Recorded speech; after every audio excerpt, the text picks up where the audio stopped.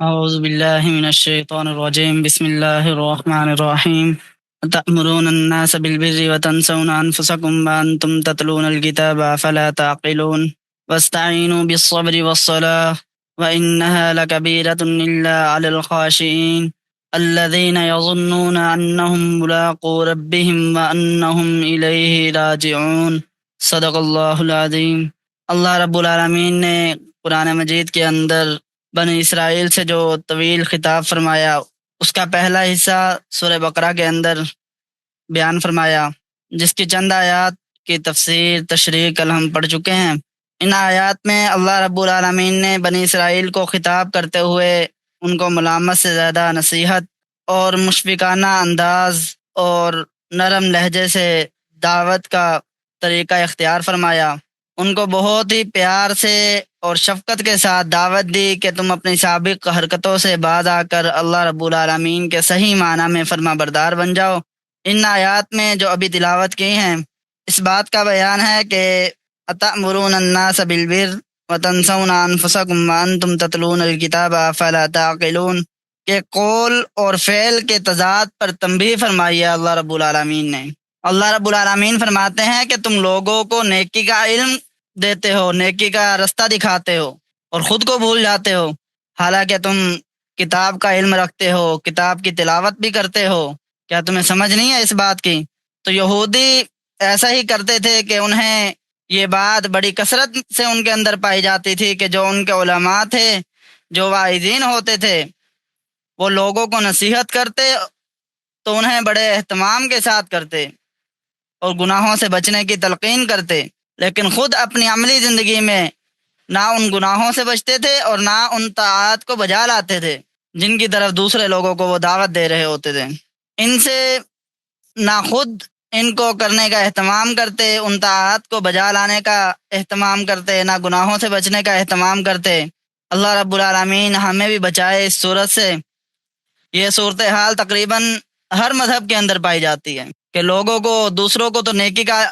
حکم دینا، دوسروں کو نیکی کی طرف رہنمائی کرنا، اور لیکن خود کو بھول جانا۔ تو ان یہودیوں کے مذہب میں کچھ زیادہ ہی یہ عادتیں موجود تھی، اس لیے اللہ رب العالمین نے فرمایا کہ یہ بہت ہی بری بات ہے کہ لوگوں کو تم نیکی کا حکم دو اور خود اپنے نفس کو بھول جاؤ، اپنے لیے بھلائی کا راستہ، نیکی کا راستہ اختیار نہ کرو، جبکہ تم کتاب کی تلاوت بھی کرتے ہو، یعنی تم عالم ہو، کتاب کو سمجھنے والے ہو، تورات کا علم ہے تمہارے پاس، اس کے باوجود تم نے یہ حرکتیں کر رکھی ہیں۔ یہ کتنا ناسمجھی کی بات ہے، کتنا بے وقوفی والی بات ہے۔ افلا تعقلون، کیا تمہیں سمجھ نہیں ہے اس بات کی؟ اس آیت میں اگرچہ خطاب بنی اسرائیل کو ہو رہا ہے، لیکن اگر عموم کے لحاظ سے اس آیت کو دیکھا جائے تو ہم سب اس کے اندر داخل ہیں۔ ہر وہ شخص اس آیت کے مضمون میں داخل ہے جو دوسروں کو تو نصیحت کرے، خود اس نصیحت پر کاربند نہ ہو، خود اس پر عمل نہ کرے۔ یہاں یہ بات بھی عرض کرتا چلوں کہ لوگوں میں مشہور یہ ہے کہ جو شخص خود عمل نہ کرے، یعنی بے عمل ہو، وہ دوسروں کو نصیحت نہ کرے، تو یہ بات درست نہیں ہے، بلکہ درست بات یہ ہے کہ جو شخص نصیحت کرتا ہے اسے عمل ضرور کرنا چاہیے۔ اگر وہ عمل نہیں کرتا تو ملامت جو ہے اس کی نصیحت پر نہیں ہے بلکہ اس کے عمل نہ کرنے پر ہے۔ تو اس کا مطلب یہ ہے کہ کوئی شخص دوسروں کو دعوت دے رہا ہے، اچھے کام کی دعوت دے رہا ہے، تو دعوت دینا تو برحق ہے، صحیح دعوت دے رہا ہے، اس دعوت دینے پر انشاءاللہ اس کو اجر و ثواب بھی ملے گا، لیکن اس کے بعد جب وہ اپنے آپ کو بھول جاتا ہے، یعنی خود اپنے طور پر اپنی زندگی میں اس پر عمل نہیں کرتا، تو یہاں خرابی پیدا ہو گئی ہے۔ یہ خرابی کی بات ہے اور یہ گناہ کا کام ہے۔ تو اس کا گناہ زیادہ بڑھ جاتا ہے کہ ایک آدمی ہے جو کوئی مبلغ نہیں ہے، داعی نہیں ہے، کوئی پیشوا نہیں ہے، کوئی مقتدا نہیں ہے، کوئی دینی رہبر نہیں ہے۔ تو بات یہ چل رہی تھی کہ اگر کوئی شخص نصیحت کرتا ہے اور وہ خود اس پر عمل نہیں کرتا تو عمل نہ کرنا یہ اس کے اندر خرابی ہے۔ نصیحت کرے اور نصیحت پر اگر کوئی عمل کرتا ہے تو اس کا اجر و ثواب اسے ملے گا اور انشاءاللہ ضرور ملے گا۔ تو اگر یہ شخص جو نصیحت کر رہا ہے خود عمل نہیں کرتا تو اس کو زیادہ گناہ ملے گا۔ کیوں؟ اس کی وجہ یہ ہے کہ ایک آدمی ہے جو کوئی مبلغ ہے، داعی ہے، پیشوا ہے، مقتدا ہے، دینی رہنما ہے، دینی رہبر ہے، لوگ اس کو اپنا بڑا سمجھتے ہیں، دینی اعتبار سے اس کی عزت کرتے ہیں۔ اگر وہ نصیحت کے خلاف ورزی کرے گا، دوسروں کو جن کاموں سے روک رہا ہے اس کے خلاف ورزی کرے گا، تو یہ بہت بڑی خطرناک بات ہے۔ اس کا گناہ زیادہ ہے۔ اس کے برعکس دوسرا شخص جو نہ تو کوئی رہنما ہے اور نہ ہی کوئی داعی ہے، نہ کوئی پیشوا ہے، نہ مقتدا ہے، نہ دینی لحاظ سے وہ کوئی رہبر ہے، نہ رہنما ہے، اگر وہ کوئی غلطی کرے گا تو گناہ تو اس کو بھی ہوگا، لیکن اس پیشوا شخص سے کم ہوگا۔ اسی کے واسطے نبی کریم صلی اللہ علیہ وسلم نے فرمایا کہ میں نہیں چاہتا کہ جس چیز سے میں تمہیں روک رہا ہوں، تمہارے جانے کے بعد تمہارے پیچھے وہ خود کام میں کروں۔ ایسا کام سے نبی کریم صلی اللہ علیہ وسلم نے احتراز کیا ہے۔ پیغمبر صلی اللہ علیہ وسلم اس سے احتراز کرتے ہیں، تو اللہ رب العالمین نے یہاں یہودیوں کے واسطے سے ہم سب کو متنبع کیا ہے کہ یہ کام کرنا بہت بری بات ہے، کہ لوگوں کو تو نیکی کی تلقین کرو، لوگوں کو نیکی کا حکم دو، اور خود انسان اپنے آپ کو بھول جائے، خود اس سے محروم رہے۔ پھر اللہ رب العالمین نے بڑے مشفقانہ اور نرم انداز سے ان تمام کاموں کو آسان کرنے کی تدبیر بتائی کہ جتنی باتوں کا حکم دیا گیا ہے ان یہودیوں کو، تو ان میں سچی بات تو یہ ہے کہ جو آدمی ایک پرانے مذہب پر جمع ہوا ہے، اس میں اس کو ایک مقام بھی مل گیا ہو،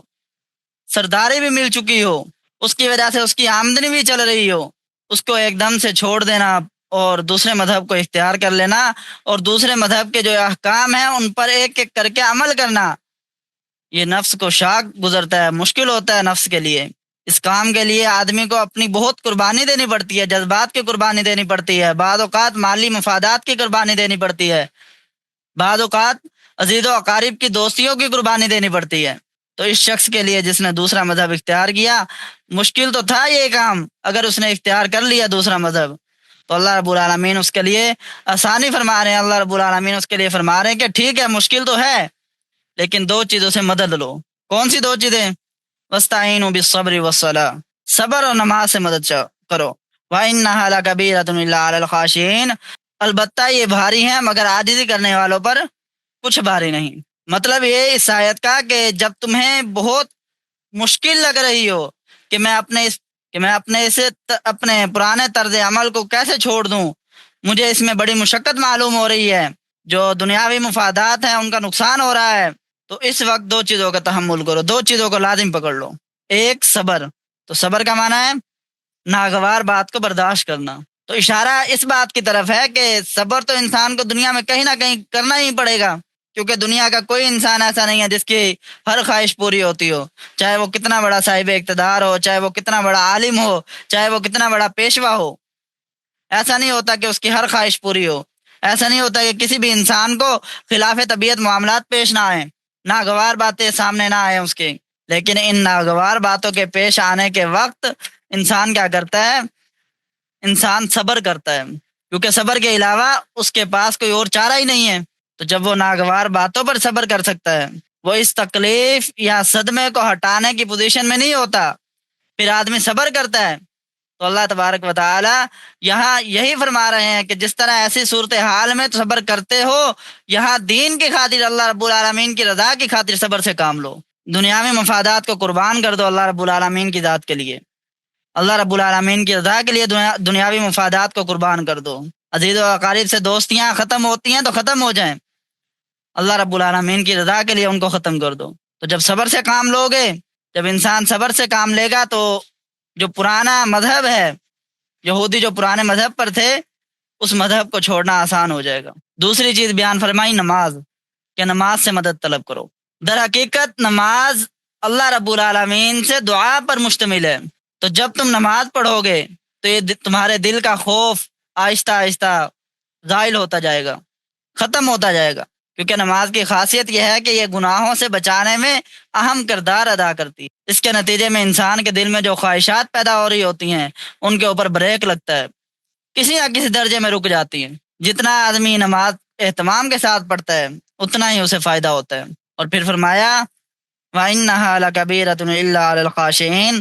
کہ یہ نماز البتہ بھاری ہے مگر عاجزی کرنے والوں پر، کہ عاجزی کرنے والوں پر بھاری نہیں ہے، کہ نماز ہے تو مشکل ہے تو بھاری، مگر ان لوگوں کو نہیں جو خشوع اور عاجزی سے پڑھتے ہیں۔ خشوع کا معنی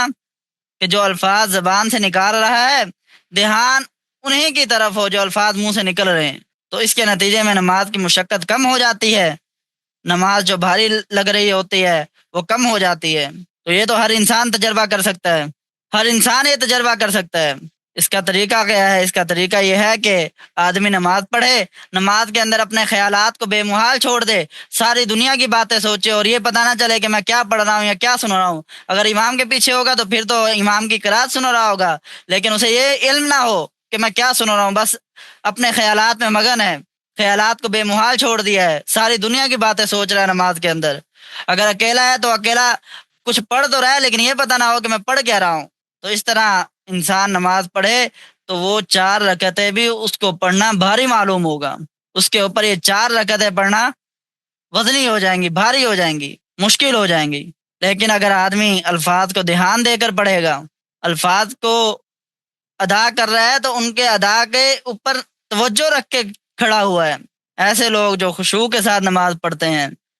نماز ان کے لیے بھاری نہیں ہوتی بلکہ نماز ان کے لیے آسان ہو جاتی ہے، ہلکی ہو جاتی ہے بالکل نماز۔ تو جو لوگ ایسے نماز پڑھتے ہیں خاشعین ہیں، جو خاشعین ہیں، آگے ان کی صفت بیان کر دی کہ خاشعین کون لوگ ہیں؟ الذین یظنون انہم ملاقو ربہم وانہم الیہ راجعون، کہ یہ ایسے لوگ ہیں جو اس بات پر یقین رکھتے ہیں کہ وہ کسی نہ کسی دن اپنے پروردگار سے جا کر ملیں گے، اور اس بات پر یقین رکھتے ہیں کہ اللہ رب العالمین کے پاس ہی لوٹ کر جانا ہے۔ آیت کے آخر میں ارشاد جو فرمایا کہ نماز کی واجبات پابندی بھاری ہے مگر عاجزی کرنے والوں پر بھی کچھ بھی بھاری نہیں ہے، اور یہ وہ لوگ ہیں جو یقین رکھتے ہیں کہ بلا شبہ وہ اپنے پروردگار سے ملاقات کرنے والے ہیں اور بے شک وہ اسی کی طرف لوٹائے جائیں گے۔ تو مفسرین کرام فرماتے ہیں کہ نماز کو اس کے تمام حقوق و آداب کی رعایت رکھتے ہوئے ادا کرنا اگرچہ نفس پر بھاری ہے، لیکن جن لوگوں کے دل میں خوف خدا اور اطاعت کا جذبہ اور عاجزی پیدا ہو جائے ان پر کچھ بھی بھاری نہیں ہے، ان پر کچھ بھی مشکل نہیں ہے، ان کو اللہ رب العالمین ہمت دیتے ہیں۔ خشوع خضوع کرنے والوں کی یہ علامت ہے کہ انہیں اس بات کا یقین ہے کہ ایک دن اللہ رب العالمین کے حضور حاضر ہو کر اپنے اعمال کا حساب دینا ہے۔ آخرت میں اللہ رب العالمین کے سامنے حاضری اور جواب دہی کا یقین ایک ایسی دولت ہے جو انسان کے افکار، جذبات، اعمال میں انقلابی تبدیلی پیدا کرتی ہے، جس کی وجہ سے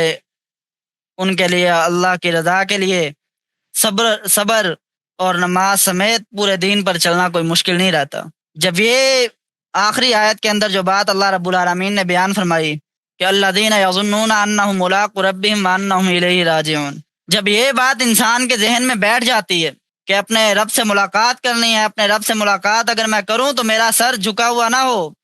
شرمندگی نہ ہو کہ اللہ رب العالمین نے مجھے نماز کا حکم دیا، اللہ رب العالمین نے مصیبت پر مجھے صبر کا حکم دیا، اللہ رب العالمین نے جو احکام بیان فرمائے ان احکامات پر میں نے عمل نہیں کیا، بلکہ اللہ رب العالمین نے جن احکام کو بیان کیا ان پر عمل پیرا ہو جائیں، تاکہ ہم آخرت کے دن اللہ رب العالمین کے حضور حاضر ہوں تو اللہ رب العالمین ہمیں دیکھ کے خوش ہو جائیں۔ یہ دنیا تو فانی ہے، اس کی طرح یہاں کوئی بھی باقی نہیں رہے گا، سب کو لوٹ کر اللہ رب العالمین کے پاس جانا ہے۔ تو جب اللہ رب العالمین کی طرف جانا ہے تو اللہ رب العالمین کے پاس جانے کے لیے تیاری بھی ہمیں ویسے کرنی چاہیے۔ اب ان آیات میں ایک مسئلہ بھی بیان ہوا ہے کہ نماز با جماعت کا کیا حکم ہے۔ نماز با جماعت احناف کے نزدیک ہر اس مسلمان مرد پر واجب ہے جو عاقل ہو، بالغ ہو، مقیم ہو اور تندرست ہو۔ با جماعت نماز کے بارے میں آپ صلی اللہ علیہ وسلم کی حدیث ہے کہ ایک مرتبہ آپ صلی اللہ علیہ وسلم نے ارشاد فرمایا صحابہ کو کہ تم لوگ نماز اقامت کو ہو اور میں ان لوگوں کے گھروں کو آگ لگا دوں گا جو نماز کے لیے نہیں آئے بلکہ نماز گھروں میں ادا کرتے ہیں۔ اب وہ لوگ نماز تو ادا کر رہے ہیں لیکن گھروں میں ادا کر رہے ہیں، ان کے بارے میں آپ صلی اللہ علیہ وسلم کی حدیث کا مفہوم ہے کہ میں ان لوگوں کے گھروں کو جلا دوں گا۔ کتنا تاکید سے آپ صلی اللہ علیہ وسلم نے جماعت کا حکم دیا۔ اللہ رب العالمین ہمیں جماعت کے ساتھ نماز ادا کرنے کی توفیق عطا فرمائے۔ اور عورتوں پر با جماعت نماز کی ادائیگی ضروری نہیں ہے۔ آج کل یہ بھی مسئلہ چل رہا ہے، عید وغیرہ آ جائے تو لوگ عورتیں جو ہیں جمع ہو کر نماز ادا کرتی ہیں، تو عورتوں کی جماعت کے ساتھ نہ عید ہے اور نہ ہی نماز ہے۔ اللہ رب العالمین ہمیں صبر اور نماز کی پابندی نصیب فرما دے، اور نماز ایسی عطا فرما دے جس سے اللہ رب العالمین کی خوشنودی حاصل ہوتی ہے۔